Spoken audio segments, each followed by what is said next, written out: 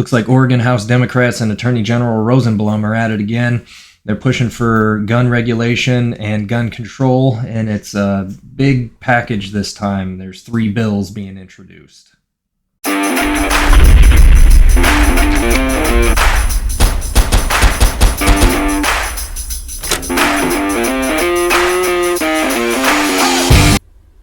All right, so the first one is House Bill 2005, and that would ban ghost guns. There's House Bill HB 2006, and that raises the minimum age of purchasing a firearm to 21 years of age. And then House Bill 2007, and that's local governments could ban concealed carry in government buildings. 2 of these have already, in a sense, taken effect. Not these bills necessarily, but previous enforcement of these things. So the minimum age in Oregon to own a pistol is 21. And so this one would expand that to firearms in general. There are some firearms that they're not banning necessarily until you reach the age of 21. Hunting rifles, whatever they deem as a hunting rifle, and there's a very small list. And then 2007, local governments could ban concealed carry. They're already doing that. You can't take them into a federal building, and really, I mean, as far as the government is concerned, they're not letting you take your firearm into a lot of these government buildings anyway. There will be more on this in other videos, but the one I want to touch on is the 2005, the House Bill 2005, that would ban ghost guns. Now, this one really focuses on your right as an American to own a firearm. They are going to try to restrict that. And here's how they're doing it. Here is one way from 2005. There will be heavy penalties if you are caught with a firearm that does not have a serial number. Okay, there's one of the things. The other thing is, if this passes, there will now be another heavy penalty involved, and that one is if you do have a firearm that is not made out of metal. And what the government and ATF considers as a firearm is this piece right here. That's your firearm. There's your lower. So yeah, you take this off. You take the grip off, and even if you take all of the components of the trigger out, which the ATF does consider some triggers machine guns even. So full machine guns, just triggers. But with this bill, they're not focusing on the triggers like the ludicrous ATF, which we all know, man, they really are a fiasco. But if this part here, so if your lower, your firearm is made of plastic, even if it has a serial number, they're coming for you on that, because the concern is that you will strip your firearm completely. You will take this plastic lower. Mind you, it has a serial number on it. And now you're taking this plastic lower through airports, through wherever they don't want you to have a firearm, and now you have this plastic lower. You're going through metal detectors undetected according to them.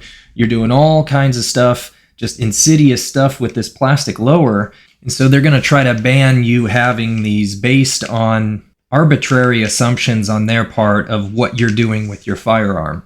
Now, I don't know how many cases there are or have been of people with plastic lowers and with serial numbers on them, where they're going into airports with these and just having them in their pocket or whatever, let alone them, having this with a serial number and then having it in their pocket and then assembling it on a plane or wherever they are and then shooting up the plane.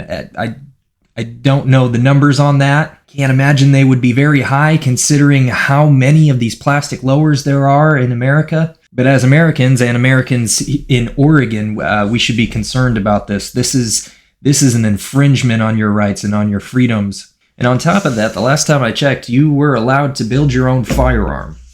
Now, whether or not the government wants to acknowledge that is their deal, and it's now being infringed on us as now it's becoming our deal. So this House Bill 2005 would be a complete ban. It would be an all-out ban. It's actually stated that it is going to be a ban on ghost guns. And mind you, they call anything without a serial number on it a ghost gun.